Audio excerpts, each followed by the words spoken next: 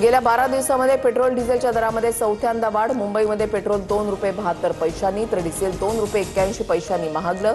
मुंबई पुण्यामध्ये पेट्रोल ₹111 लिटरवर। विधान परिषद निवडणुकीसाठी महायुतीचा फॉर्म्युला ठरला। भाजप 12, शिवसेना 4 आणि राष्ट्रवादीला 1 जागा। सूत्रांची माहिती, आज किंवा उद्या मुख्यमंत्री आणि दोन्ही उपमुख्यमंत्र्यांमध्ये बैठकीची शक्यता। उपमुख्यमंत्री सुनेत्रा पवारांच्या उपस्थितीमध्ये राष्ट्रवादीच्या आजी-माजी आमदारांची उद्या बैठक। विधान परिषद निवडणूक आणि आमदारांच्या समस्यांबाबत चर्चा होणार।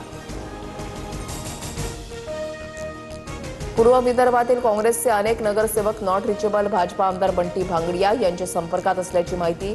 चंद्रपूर गडचिरोलीमधील काँग्रेसचे 60हून अधिक नगरसेवक अज्ञातस्थळी। रायगडच्या आंबेनळी घाटात कार दरीमध्ये कोसळून 8 जणांचा मृत्यू। महाबळेश्वर ट्रेकर्स टीमकडून दरीमध्ये रेस्क्यू ऑपरेशन। सर्व मृत साताऱ्याचे असल्याची माहिती। धुळ्यात मुंबई आग्रा महामार्गावरील लळिंग घाटामध्ये भीषण अपघात। दुर्घटनेमध्ये 5 जणांचा मृत्यू, 10 ते 12 जण जखमी। रेतीचा डंपर आणि ट्रॅव्हल्सचा भीषण अपघात।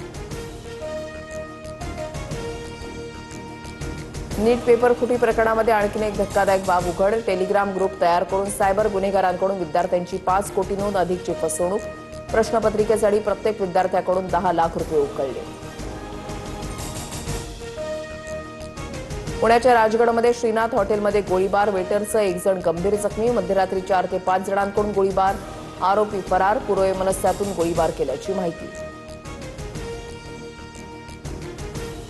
राज्यभरात वादळी वाऱ्याचं थैमान। जळगाव, धाराशिव, श्रीगोंदा, रायगड, रत्नागिरी, मालेगावला मान्सूनपूर्व पावसानं झोडपलं।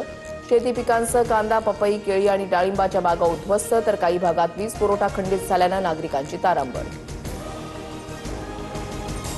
उत्तराखंडमध्ये ठाण्यातील पर्यटकांवर जीवघेणा हल्ला। दगडानं मारहाण करत दरीमध्ये ढकलण्याचा प्रयत्न। जबरदस्ती पैसे उकळण्याच्या घटनेमुळे पर्यटकांच्या सुरक्षेचा प्रश्न ऐरणीवर।